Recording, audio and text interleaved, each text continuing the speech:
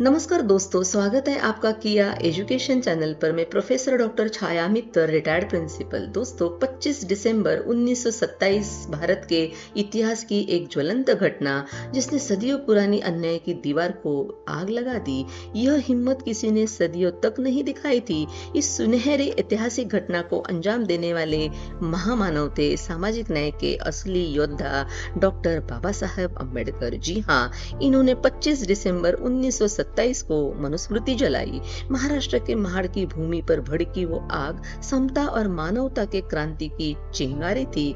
सिर्फ एक किताब नहीं जली थी, बल्कि सदियों की गुलामी, अपमान और अन्याय की जड़ जला दी गई थी, जिसने भारतीय समाज को वर्ण जाति व्यवस्था में बांटकर अपनी ही मिट्टी में अपने ही लोगों को गुलाम बना दिया था।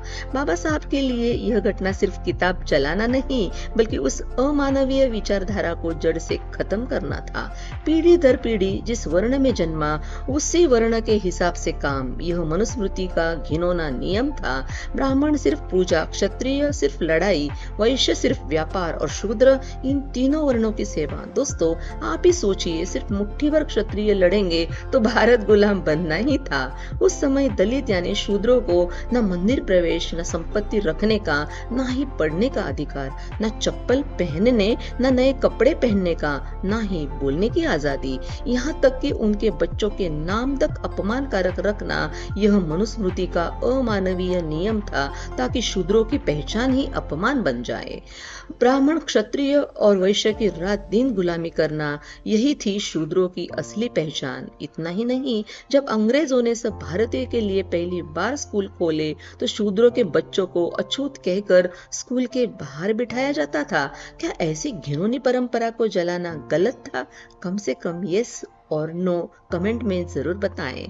दोस्तों, ध्यान देने वाली बात तो यह है, अंग्रेज आने से पहले भारत में स्कूल या कॉलेज नहीं थे। सैकड़ों साल से चली आ रही स्कूल या विश्वविद्यालय की गुरु शिष्य परंपरा, जो बौद्ध धर्म की ही देन है, उसे लगभग 12वीं शताब्दी तक खत्म किया गया। मनुस्मृति जलाने की वो आग स्वातंत्र्य, समता, भाईचारा और न्याय की नई शुरुआत थी, मानवता के आजादी की नई सुबह थी। और इसी विचार की नींव पर बना हमारा भारतीय संविधान, जिसने हर भारतीय को समान अधिकार दिया, चाहे वो किसी भी जाति, धर्म या लिंग का हो। लेकिन दोस्तों, आज का माहौल देखकर लगता है जैसे फिर से मनुस्मृति की आहट सुनाई दे रही है। इसीलिए संविधान बचाना हर भारतीय का कर्तव्य है, क्योंकि यही वो समानता का प्रकाश है जो हमें मनुस्मृति के अंधकार से बचाता है। हर घर संविधान, घर घर संविधान।